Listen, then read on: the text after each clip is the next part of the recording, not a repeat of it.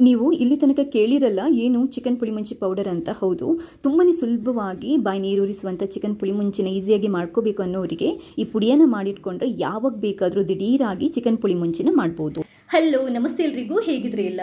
ಇವತ್ತೊಂದು ತುಂಬಾ ಸ್ಪೆಷಲ್ ಆಗಿರುವಂತಹ ರೆಸಿಪಿ ಜೊತೆ ನಾನು ಬಂದಿದ್ದೀನಿ. ಇದೇನು ಅಂತಂದರೆ ನಿಮ್ಗೆಲ್ರಿಗೂ ಗೊತ್ತಿರ್ಬೋದು, ಕರಾವಳಿ ಕಡೆ ಚಿಕನ್ ಪುಳಿಮುಂಚಿ ತುಂಬಾ ಫೇಮಸ್. ಬಟ್ ನಾವೇನು ಮಾಡ್ತೀವಿ, ಎಲ್ಲ ರಾ ಇಂಗ್ರೀಡಿಯೆಂಟ್ಸ್ನ ಗ್ರೈಂಡ್ ಮಾಡಿ ಚಿಕನ್ ಪುಳಿಮುಂಚಿನ ಮಾಡ್ತೀವಿ. ಇವತ್ತಿನ ನನ್ನ ವಿಡಿಯೋದಲ್ಲಿ ಈ ಚಿಕನ್ ಪುಳಿಮುಂಚಿಯ ಪೌಡರನ್ನು ಮಾಡಿಕೊಂಡು ನಾವು ನೆನೆದಾಗ ಯಾವಾಗ ಬೇಕಾದರೂ ತಟ್ಟನೆ ಪುಳಿಮುಂಚಿನ ಸುಲಭವಾಗಿ ಹೇಗೆ ಮಾಡೋದು ಅನ್ನೋದನ್ನು ಹೇಳ್ಕೊಡ್ತಾ ಇದ್ದೀನಿ. ಇದು ಯಾರಿಗೆ ತುಂಬ ಉಪಯೋಗ ಆಗುತ್ತೆ ಅಂತಂದರೆ, ಊರು ಬಿಟ್ಟು ದೂರಕ್ಕೆ ಇರ್ತಾರಲ್ವ ಬ್ಯಾಚುಲರ್ಸ್ ಅಥವಾ ಬೇರೆ ಕಡೆ ಇರೋರು, ಈ ಥರ ಪೌಡರನ್ನು ಚಿಕನ್ ಪುಳಿಮುಂಚಿ ಪುಡಿಯನ್ನು ರೆಡಿ ಮಾಡಿ ಇಟ್ಕೊಂಡ್ರೆ ಯಾವಾಗ ಬೇಕಾದರೂ ಯಾರ ಗೈಡೆನ್ಸ್ ಇಲ್ಲದೆ ತುಂಬಾ ಸುಲಭವಾಗಿ ಚಿಕನ್ ಪುಳಿಮುಂಚಿನ ಮಾಡ್ಕೋಬೋದು. ರೆಸಿಪಿ ನೋಡಿ ಇದರ ಬಗ್ಗೆ ಫೀಡ್ಬ್ಯಾಕ್ನ ಕೊಡಲಿಕ್ಕೆ ಮರಿಬೇಡಿ, ಟ್ರೈ ಮಾಡಿ. ಯಾಕಂತಂದರೆ ನಿಮ್ಮ ಜನ್ಮದಲ್ಲಿ ನಾನು ಖಂಡಿತವಾಗ್ಲೂ ಹೇಳ್ತೇನೆ, ಈ ಥರ ಚಿಕನ್ ಪುಳಿಮುಂಚಿ ತಿಂದಿರಲ್ಲ. ಅಷ್ಟೊಂದು ಸಖತ್ತಾಗಿ ಬರುತ್ತೆ, ಅಷ್ಟೊಂದು ಕಡಕಾಗಿ ಬರುತ್ತೆ. ಹಾಗೆಯೇ ಇಲ್ಲಿ ತನಕ ನೀವು ಯಾರಾದರೂ ನನ್ನ ಚಾನೆಲ್ಗೆ ಸಬ್ಸ್ಕ್ರೈಬ್ ಆಗಿಲ್ಲದಿದ್ದರೆ ಸಬ್ಸ್ಕ್ರೈಬ್ ಆಗೋದಕ್ಕೆ ಮರಿಬೇಡಿ. ಯಾಕಂತಂದರೆ ನಾನು ಹಾಕುವಂತಹ ಎಲ್ಲ ವೀಡಿಯೋಗಳನ್ನು ನೀವು ಮಿಸ್ ಮಾಡದೆ ನೋಡ್ಕೋಬೋದು. ಥ್ಯಾಂಕ್ಸ್ ಎಲ್ರಿಗೂ. ತುಂಬ ಅಂದರೆ ತುಂಬ ಸುಲಭ, ಜಾಸ್ತಿ ಇಂಗ್ರೀಡಿಯೆಂಟ್ಸ್ ಕೂಡ ಬೇಕಾಗಿಲ್ಲ. ನಾನು ಇದಕ್ಕೆ 1 kg ಮೆಷರ್ಮೆಂಟಲ್ಲಿ ತಗೊತಾ ಇದ್ದೀನಿ. ಒಂದು 30ರಷ್ಟು ಬ್ಯಾಡಗಿ ಮೆಣಸು ಮತ್ತು ಒಂದು 5ರಷ್ಟು ಖಾರ ಮೆಣಸು, ಗುಂಟೂರು ಮೆಣಸು ಇದೆಯಲ್ವ, ಅದನ್ನ ತಗೊಂಡಿದ್ದೀನಿ 1 kg ಮೆಷರ್ಮೆಂಟಿಗೆ ಕಡಕ್ಕಾಗಿ ಮಾಡಲಿಕ್ಕೆ. 3 ಟೇಬಲ್ ಸ್ಪೂನಷ್ಟು ಕೊತ್ತಂಬರಿ ಬೀಜ, 1 ಟೇಬಲ್ ಸ್ಪೂನಷ್ಟು ಜೀರಿಗೆ, ಅದಾದ ನಂತರ ಒಂದು ಅರ್ಧ ಟೇಬಲ್ ಸ್ಪೂನಷ್ಟು ಮೆಂತೆ, ಒಂದು 1/4 ಟೇಬಲ್ ಸ್ಪೂನಷ್ಟು ಓಂಕಾಳು ಆಪ್ಷನಲ್. ಕೆಲವರು ಹಾಕ್ಕೊತಾರೆ, ಕೆಲವರು ಹಾಕಲ್ಲ. ಬಟ್ ಹಾಕಿದರೆ ಒಳ್ಳೆಯದು, ಡೈಜೆಷನಿಗೆ ಮತ್ತು ಆ್ಯಸಿಡಿಟಿಗೆಲ್ಲ ತುಂಬಾ ಒಳ್ಳೆಯದು. ಅದಾದ ನಂತರ 1 ಟೇಬಲ್ ಸ್ಪೂನಷ್ಟು ಕಾಳುಮೆಣಸು, ಖಾರ ಚೆನ್ನಾಗಿ ಬರುತ್ತೆ. ಒಂದು ಸ್ವಲ್ಪ ಕರಿಬೇವು ಇಷ್ಟು. ಅದಾದ ನಂತರ ಒಂದು ಅರ್ಧ ಟೇಬಲ್ ಸ್ಪೂನಷ್ಟು ಅರಿಶಿನ ಪುಡಿ, ಇಷ್ಟು ಬೇಕಾಗುತ್ತೆ. ನಾವು ಅರಿಶಿನ ಪುಡಿ ಬಿಟ್ಟು ಬೇರೆ ಎಲ್ಲ ಇಂಗ್ರೀಡಿಯೆಂಟ್ಸನ್ನು ಹುರಿದ್ಕೋಬೇಕಾಗುತ್ತೆ. ಇದು ಬಿಟ್ಟು ಇನ್ನೊಂದು ಮೇನ್ ಇಂಗ್ರೀಡಿಯೆಂಟ್ಸ್ ನಾವು ಪುಳಿಮುಂಚಿ ಮಾಡುವಾಗ ಹಾಕೋಬೇಕಾಗಿದ್ದು, ಅದು ಹುಣಸೆಹಣ್ಣು. ಒಂದು ನಿಂಬೆ ಗಾತ್ರದಷ್ಟು ಹುಣಸೆಹಣ್ಣು 1 kg ಚಿಕನ್ಗೆ ಬೇಕಾಗುತ್ತೆ. ಅದರ ರಸ ತಗೊಂಡು ಇಟ್ಕೋಬೇಕಾಗುತ್ತೆ ನಾವು ಪುಳಿಮುಂಚಿ ಮಾಡುವಾಗ. ಇವಾಗ ಈ ಪುಡಿಯನ್ನು ಮೊದಲು ರೆಡಿ ಮಾಡ್ಕೊಳ್ಳೋಣ. ಫಸ್ಟ್ ನಾವು ಕೊತ್ತಂಬರಿ ಬೀಜ, ಜೀರಿಗೆ ಇದೆಲ್ಲದನ್ನು ಹುರಿದ್ಕೋಬೇಕಾಗುತ್ತೆ. ಎಲ್ಲದನ್ನು ಒಟ್ಟಿಗೆ ಹುರಿದ್ಕೋಬೋದು. ಕಾಳುಮೆಣಸು, ಮೆಂತೆ ಮತ್ತು ಓಂಕಾಳು ಇದೆಲ್ಲದನ್ನು ಒಟ್ಟಿಗೆ ಹುರಿದ್ಕೊಳ್ಳೋಣ. ಮೆಣಸನ್ನು ನಾವು ಕೊನೆಗೆ ಹುರಿದ್ಕೊಂಡ್ರೆ ಆಯಿತು.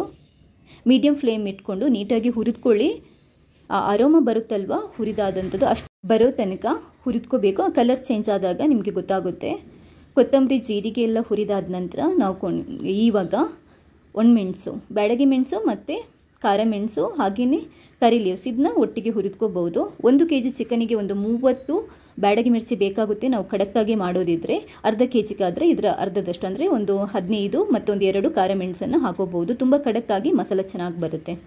ಇದೊಂದು ಸ್ವಲ್ಪ ತಣ್ಣಗಾದ ನಂತರ ಇದನ್ನ ಒಂದು ಮಿಕ್ಸರಿಗೆ ಹಾಕ್ಕೊಂಡು ನೀಟಾಗಿ ಪುಡಿ ಮಾಡ್ಕೊಳ್ಳಿ. ಪುಳಿ ಮುಂಚಿದು ಪೌಡರ್ ತುಂಬ ಸಾಫ್ಟ್ ಆದರೆ ಒಳ್ಳೆಯದು, ತರಿ ಬೇಡ, ನೈಸಾಗಿ ಪುಡಿ ಆಗಲಿ. ಈಗ ಚಿಕನ್ ಪುಳಿ ಮುಂಚಿದು ಪೌಡರ್ ರೆಡಿ ಆಗಿದೆ. ಇದಕ್ಕೆ ನಾವು ಅರಿಶಿನ ಹಾಕ್ಕೊಂಡು ಮಿಕ್ಸ್ ಮಾಡಿಕೊಂಡು ಡಬ್ಬದಲ್ಲಿ ಹಾಕಿ ಸ್ಟೋರ್ ಮಾಡಿ ಇಡ್ಬೋದು. ನೀವು ಯಾವಾಗ ನೆನೆಯುತ್ತದೆ ಆವಾಗ ನಿಮಗೆ ಪುಳಿ ಮುಂಚಿನ ತುಂಬಾ ಸುಲಭವಾಗಿ ಮಾಡ್ಬೋದು.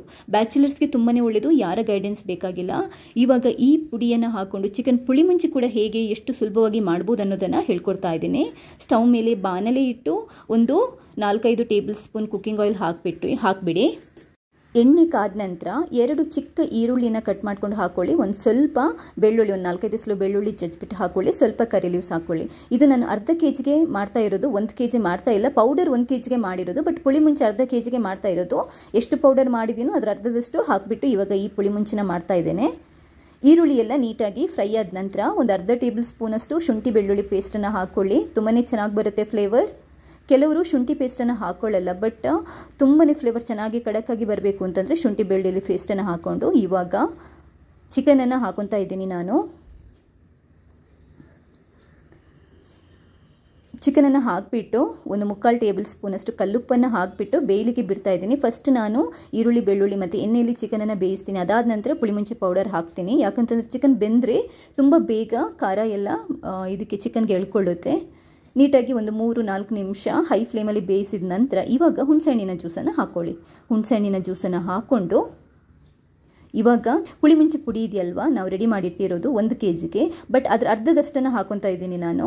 ನೀಟಾಗಿ ಮಿಕ್ಸ್ ಮಾಡ್ಕೊಳ್ಳಿ. ಮಿಕ್ಸ್ ಮಾಡಿಕೊಂಡು ಇವಾಗ ಕೆಲವರಿಗೆ ನಿಮಗೆ ದಪ್ಪ ಎಷ್ಟು ಬೇಕೋ ಅಷ್ಟು ನೀರನ್ನು ನೋಡಿಕೊಂಡು ಅಡ್ಜಸ್ಟ್ ಮಾಡ್ಕೊಳ್ಳಿ. ನಾನು ಒಂದು ಸ್ವಲ್ಪ ಅರ್ಧ ಲೋಟದಷ್ಟು ನೀರನ್ನು ಹಾಕೊತಾ ಇದ್ದೀನಿ. ಅಂದರೆ ನಿಮ್ಗೆ ಎಷ್ಟು ಬೇಕಷ್ಟು, ತುಂಬ ದಪ್ಪನೂ ಮಾಡ್ಬೋದು, ತೆಳುನೂ ಮಾಡ್ಬೋದು. ಇವಾಗ ಉಪ್ಪು, ಹುಳಿ, ಖಾರ ಏನಾದರೂ ಬೇಕಿದ್ರೆ ಅಡ್ಜಸ್ಟ್ ಮಾಡ್ಕೊಳ್ಳಿ. ನಾನೊಂದು 1 ಟೇಬಲ್ ಸ್ಪೂನಷ್ಟು ಉಪ್ಪನ್ನು ಚಿಕನ್ ಬೇಯುವಾಗಲೇ ಹಾಕಿದ್ರಿಂದ ಮತ್ತೆ ಹಾಕ್ತಾ ಇಲ್ಲ, ಉಪ್ಪು ಖಡಕ್ಕಾಗಿ ಬರುತ್ತೆ, ಚೆನ್ನಾಗೇ ಬರುತ್ತೆ. ನೀವು ಉಪ್ಪು ನೋಡ್ಕೊಂಡು ಇವಾಗ ಅಡ್ಜಸ್ಟ್ ಮಾಡ್ಕೋಬೋದು. ಈ ಮಸಾಲೆಯಲ್ಲಿ ಚಿಕನನ್ನು, ಪುಳಿಮುಂಚಿ ಹಾಕಿದ ಮಸಾಲೆಯಲ್ಲಿ ಚಿಕನನ್ನು 5 ನಿಮಿಷ ಆದರೂ ಕಮ್ಮಿ ಫ್ಲೇಮ್ ಅಥವಾ ಮೀಡಿಯಂ ಫ್ಲೇಮ್ ಇಟ್ಕೊಂಡು ನೀವು ಬೇಯಿಸಬೇಕಾಗುತ್ತೆ.